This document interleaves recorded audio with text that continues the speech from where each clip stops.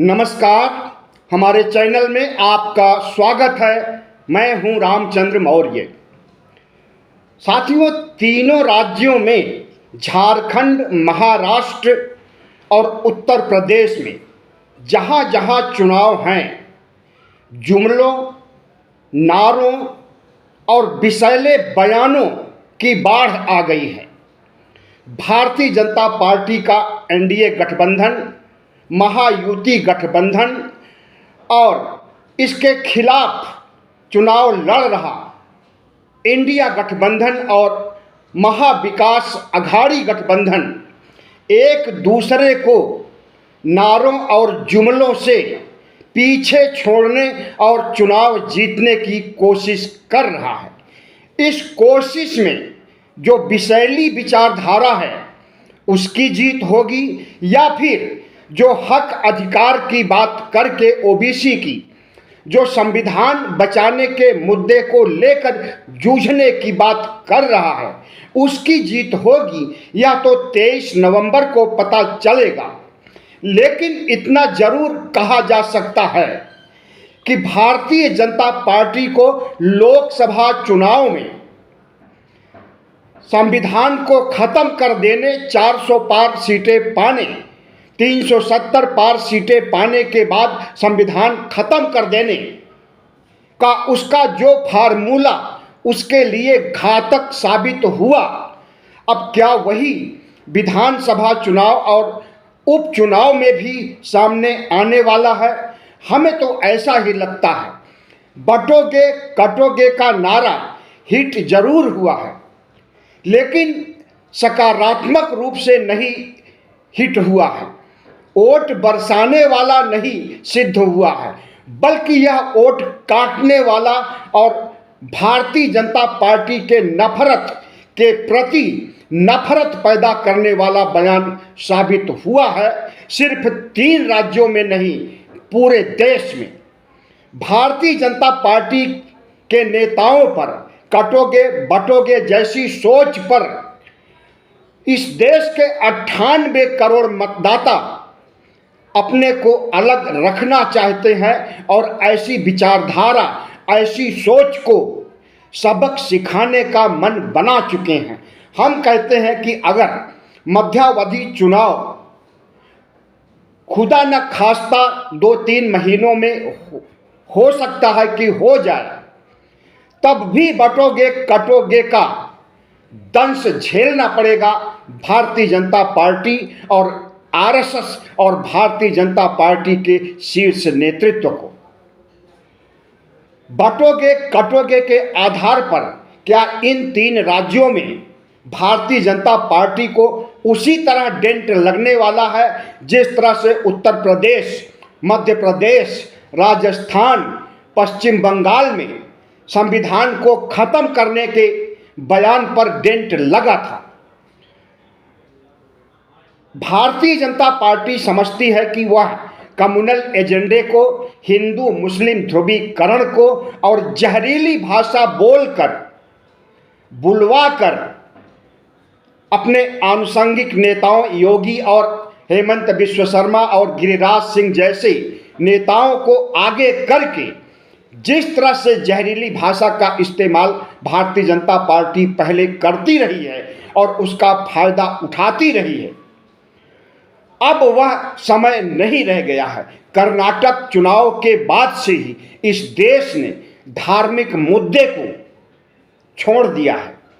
कर्नाटक चुनाव में प्रधानमंत्री नरेंद्र मोदी ने बजरंग बली का कद इतना बड़ा बना दिया था अपने भाषणों में कि जब वह किसी भी जनसभा या रैली में जाते थे तो हाथ उठवा करके नारे लगवाते थे, जय बजरंग बली का। और उन्होंने तो यहां तक कहा कि जब ईवीएम की बटन दबाइए तो कहिए जय बजरंग बली।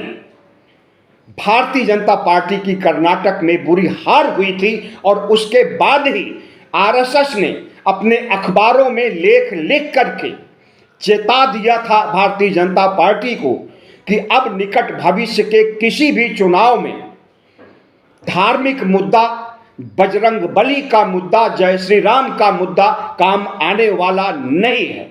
हिंदू मुस्लिम ध्रुवीकरण भी काम आने वाला नहीं है। लेकिन भारतीय जनता पार्टी ने आरएसएस के इस नसीहत को नजरअंदाज किया और उसी के परिणाम स्वरूप फिर से प्रधानमंत्री नरेंद्र मोदी राम की शरण में चले गए। आधे अधूरे मंदिर का निर्माण पूरा नहीं हुआ था, राम की प्राण प्रतिष्ठा करने लगे, मंदिर का उद्घाटन करने लगे, तो लगा प्रधानमंत्री नरेंद्र मोदी को ही नहीं, पूरी भारतीय जनता पार्टी, आरएसएस और कट्टरपंथी सोच रखने वाले सभी को लगा कि अब तो एक तरफा जीत होगी प्रधानमंत्री नरेंद्र मोदी की और तीसरी बार 2 बार से ज्यादा शक्तिशाली होकर के उभरेंगे और प्रधानमंत्री बनेंगे नरेंद्र मोदी। लेकिन धार्मिक ध्रुवीकरण, यहां तक कि राम मंदिर का उद्घाटन, प्राण प्रतिष्ठा भी काम नहीं आया। और जिस तरह से अति आत्मविश्वास में आकर के इन्होंने संविधान पलटने, संविधान हटाने की सोच पाल ली और सिर्फ अपने अंदर ही नहीं बल्कि उसे बयानों में, भाषणों में प्रकट भी कर दिया भारतीय जनता पार्टी के आधा दर्जन से अधिक नेताओं ने। इसके परिणाम स्वरूप संविधान बचाने का मुद्दा उठा और भारतीय जनता पार्टी का धार्मिक फार्मूला, यहां तक कि जय श्री राम का भी हवा निकल गया। हिंदू मुस्लिम ध्रुवीकरण, मंगलसूत्र भैंस खोल ले जाना, विपक्ष को तवायफ कहना, मुजरा कराना, यह सब भी काम नहीं आया।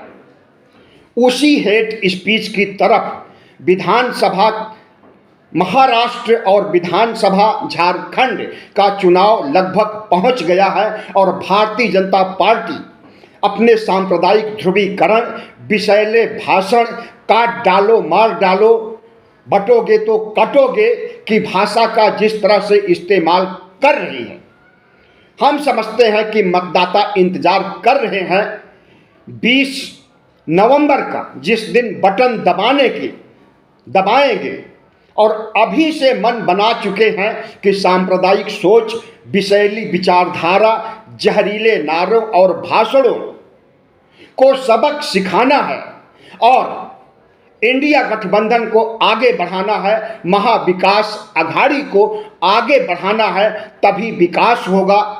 ये लोग धार्मिक ध्रुवीकरण करके, विषैले भाषण दे करके देश को किस दिशा में ले जा रहे हैं, देश को किस तरह से बेच रहे हैं और संविधान के लिए किस तरह से खतरा बन गए हैं, लोकतंत्र के लिए किस तरह से खतरा बन गए हैं, धर्मनिरपेक्ष भारत के लिए किस तरह से खतरा बन गए हैं और इस देश को हिंदू राष्ट्र बनाने पर आमादा है।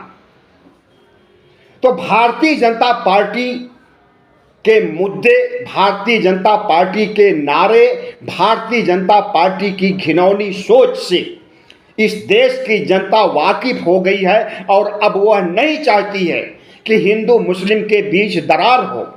जो साझा संस्कृति हजारों सालों से हमारे देश में आ रही है विभिन्न धर्मावलंबियों की, जो सर्वधर्म समभाव बना हुआ था सदियों से, उसे ही आगे ले जाने का काम इंडिया गठबंधन कर रहा है और उनका साथ देने के लिए 98 करोड़ मतदाता और 140 करोड़ लोगों ने मन बना लिया है।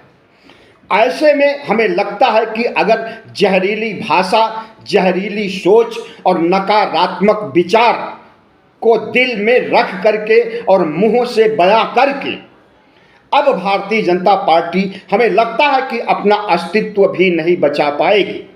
नरेंद्र मोदी 2014 में जीत करके आए थे तो इतना आत्मविश्वास से बोल रहे थे कि हम कांग्रेस मुक्त भारत बना देंगे। 10 साल बीत गए, कांग्रेस मुक्त भारत नहीं बन सका। कांग्रेस कमजोर जरूर हुई, जर्जर जरूर हुई, लेकिन वह फिर से दुगनी ताकत के साथ खड़ी हो गई है और भारतीय जनता पार्टी को मुकाबला करने में सक्षम साबित हो रही है। कई राज्यों के चुनाव में कांग्रेस ने यह अपनी ताकत दिखा दी है और निकट भविष्य में होने वाले 20 नवंबर के चुनाव जो महाराष्ट्र और झारखंड में है, इस पर भी अघाड़ी गठबंधन और एनडीए गठबंधन आगे बढ़त बनाए हुए है। जितने भी विश्लेषण आ रहे हैं, सर्वे तो गायब हैं क्योंकि सर्वे वाले गच्चा खा गए हैं हरियाणा में, इसलिए सर्वे गायब हैं या उन्हें गायब करा दिया गया है, कुछ नहीं कहा जा सकता। लेकिन गोदी मीडिया यह कहने की स्थिति में नहीं है कि भारतीय जनता पार्टी का महायुति गठबंधन और झारखंड में भारतीय जनता पार्टी का गठबंधन एनडीए गठबंधन जीत सकती है। लेकिन वार पलटवार में हम समझते हैं अब कांग्रेस भी पीछे नहीं रह गई है। जिस तरह से बांटोगे काटोगे का प्रतिरोध कांग्रेस प्रमुख मल्लिकार्जुन खड़गे ने किया है और उन्होंने तो कहा है कि काटोगे बांटोगे ऐसा नहीं होने वाला है, तुम खुद कटोगे और बंटोगे। और जो कुछ मल्लिकार्जुन खड़गे ने कहा वही दिखाई दे रहा है महाराष्ट्र में भारतीय जनता पार्टी बट गई है। औपचारिक बंटवारा तो नहीं हुआ है कि कोई गुट अलग हो गया हो, लेकिन भारतीय जनता पार्टी के अंदर ही घमासान मचा हुआ है। देवेंद्र फडणवीस अजीत पवार को नहीं पसंद कर रहे हैं, अजीत पवार शिंदे को नहीं पसंद कर रहे हैं और शिंदे फडणवीस को नहीं पसंद कर रहे हैं। इस तरह से तीन धाराओं में महायुति गठबंधन तीन धड़ों में बट गया है और इसका परिणाम बटने का क्या होगा सामने आ जाएगा 23 नवंबर को। जिस तरह से भारतीय जनता पार्टी के नेता अपने ही गठबंधन के नेताओं के प्रति जहरीले विचार जहरीले बयान दे रहे हैं, उससे यही लगता है कि भारतीय जनता पार्टी में सब कुछ ठीक नहीं चल रहा है। महायुति गठबंधन और एनडीए में सब कुछ ठीक नहीं चल रहा है। सीट शेयरिंग से लेकर के अब तक भारतीय जनता पार्टी का अंतर्कलह जो खुल करके सामने आया है और अजीत पवार ने तो यहाँ तक एक बड़ा खुलासा करके धमाका कर दिया पूरे देश में कि उद्धव सरकार को 2022 में गिराने के लिए अडानी के घर पर अडानी, शरद पवार, अजीत पवार, चाणक्य यानी अमित शाह, शिंदे और फडणवीस ये सब मीटिंग में बैठे थे और उसके बाद ही सरकार को गिरा दिया गया। सबका मीटिंग करना तो सही है, लेकिन कारपोरेट जगत का मुखिया अडानी कैसे पहुंच गया वो तो सियासती भी नहीं है। लेकिन हम समझते हैं वह सियासत में न हो करके, राजनीति में न हो करके भी अपनी सरकार चला रहा है। आज राहुल गांधी ने अपने एक भाषण में कहा कि मोदी सरकार मत कहिए, अडानी सरकार कहिए, इसे अडानी चला रहा है, मोदी तो मोहरे हैं।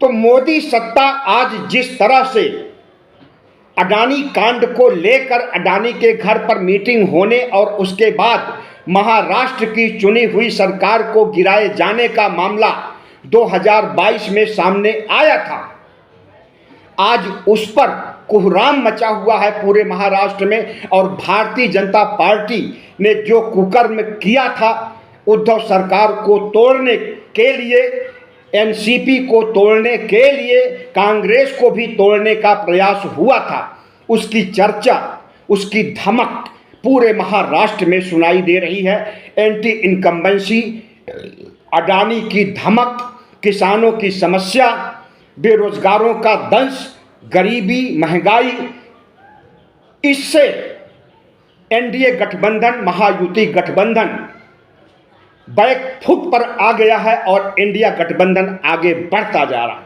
महाराष्ट्र में हरियाणा नहीं है, वो हरियाणा की अलग परिस्थितियां हैं, महाराष्ट्र की अलग परिस्थितियां हैं।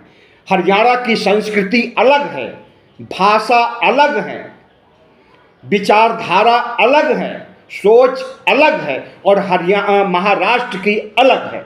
महाराष्ट्र डॉक्टर भीमराव अंबेडकर, साहू जी महाराज, ज्योतिबा राव फूले,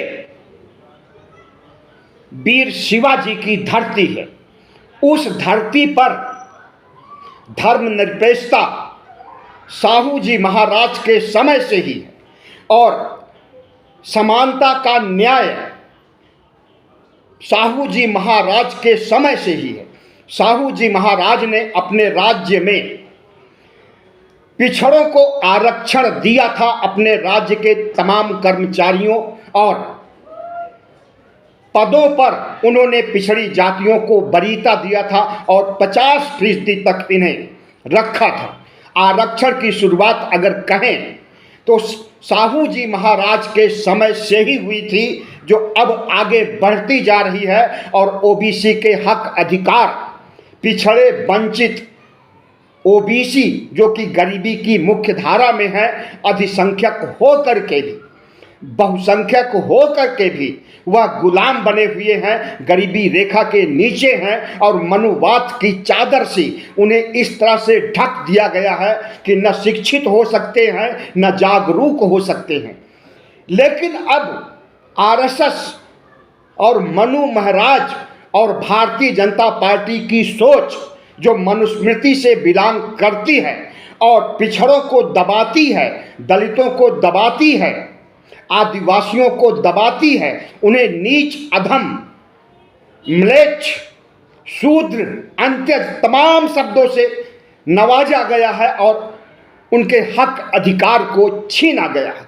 आज उन्हें हक अधिकार वापस करने का समय आ गया है, और राहुल गांधी ने चुनाव में, चाहे वो लोकसभा चुनाव हो या फिर तमाम विधानसभा चुनाव हो, इसमें ओबीसी की आवाज उठा करके, संविधान बचाने की आवाज उठा करके और वर्तमान जन समस्याओं को उठा करके जिस तरह से नरेंद्र मोदी और भागवत और भारतीय जनता पार्टी को घेरा है, इससे प्रभावित हुई है, सकारात्मक परिवर्तन आया है महाराष्ट्र की जनता में। और कांग्रेस लोकसभा चुनाव में सबसे बड़ी पार्टी थी, 13 सीटें जीत करके Bharatiya Janata party single digit में आ गई थी, 9 सीटें जीत सकी थी। तो भारतीय जनता पार्टी फिर नंबर 2 की पार्टी रहेगी और कांग्रेस नंबर 1 की पार्टी बनेगी विधानसभा चुनाव में भी। अभी बहुत समय नहीं हुआ है। हमें तो लगता है कि अगर कांग्रेस को जितनी सीटों की जरूरत है, 145 सीटें अगर दी गई होती तो संभवतः उसका क्रेज इतना बढ़ा है, उसकी लोकप्रियता इतना बढ़ी है कि जादुई आंकड़े तक पहुंच सकती थी अकेले। लेकिन गठबंधन की गरिमा का भी सवाल रखना था, इसलिए सीटों का बंटवारा हुआ और गठबंधन के अन्य घटक दलों को मिला करके कांग्रेस आगे रहेगी और कांग्रेस पार्टी की सरकार बनेगी, अघाड़ी की सरकार फिर से बनेगी जैसे 2022 में बनी थी। राहुल गांधी हर जगह कह रहे हैं कि इन्होंने चोरी कर लिया है और पुराने जख्म को कुरेदने का काम करते हैं कि किस तरह से शिवसेना को तोड़ा गया, किस तरह से एनसीपी को तोड़ा गया और किस तरह से कांग्रेस को तोड़ने की कोशिश की गई थी। इन सब वजहों से भारतीय जनता पार्टी बैकफुट पर आ गई है और भारत के सबसे धनी, सबसे समृद्ध राज्य महाराष्ट्र में उसकी बुरी तरह से हार होने वाली है। तो वार पलटवार का दायरा इतना बढ़ गया है कि बटोगे कटोगे पर आ गया है और बटोगे कटोगे का विरोध जिस तरह से कांग्रेस प्रमुख मल्लिकार्जुन खड़गे ने किया है और उन्होंने कहा है कि बांटना काटने का काम तो आपने फिर सुधार करके कहा था कि आपने प्रधानमंत्री को संबोधित कर रहे थे, तो कहे नहीं प्रधानमंत्री हैं इसलिए हम आप कहेंगे। आपने सदियों से किया है। आरएसएस जिस मनुस्मृति को मानती है, भारतीय जनता पार्टी, नरेंद्र मोदी, शाह और भागवत जिस मनुस्मृति को मानते हैं, वह मनुस्मृति बांटने काटने का ही काम किया है, आज से नहीं सदियों से। और आज भी अगर बांटने काटने की बात हो रही है तो इसे लोकतंत्र और इस देश के निवासी कतई नहीं पसंद कर रहे हैं और इसका परिणाम बुरा भुगतना पड़ेगा। खड़गे ने तो यहां तक कहा कि मनुस्मृति को जलाओ तभी कटोगे बटोगे की विचारधारा का अंत होगा। जब तक मनुस्मृति रहेगी तब तक कटोगे, मरोगे, बटोगे, अत्याचार होगा, दलितों का, पिछड़ों का, आदिवासियों के ऊपर वर्ण व्यवस्था का दंश झेलना पड़ेगा। वर्ण व्यवस्था को उन्होंने 4 वर्णों में नहीं बल्कि 5 वर्णों में बताया कि इन्होंने तो समाज को बांटने का काम, समाज को 5 वर्णों में बांट दिया। पहला ब्राह्मण जो मुंह से पैदा होता है, और दूसरा क्षत्रिय जो बाहों से पैदा होता है, बनिया पेट से पैदा होता है, और शूद्रों से इन्होंने शूद्र पैरों से पैदा होता है। और शूद्र सिर्फ शूद्र ही नहीं है बल्कि शूद्र के बाद महाशूद्र, शूद्र में ओबीसी आते हैं, हम भी उसी में हैं। हमारे घर भी पंडित को भोजन कराया जाता था हमारे बचपन में, और पंडित आते थे, बड़ी शौक से खाना बनाते थे, खाते थे। खाना बनाने में उनका सहयोग हमारी माँ, दादी और बड़ी माँ वगैरह किया करती थी। सारा काम वो करती थी, सिर्फ रोटी सेकने या पूड़ी तलने का काम पंडित या पंडिताइन किया करते थे, बाकी सारे काम। तो हम शूद्र में उच्च वर्ग के शूद्र हैं, और निम्न वर्ग के शूद्र जिसे महाशूद्र कहा जाता है, उसमें दलित यानी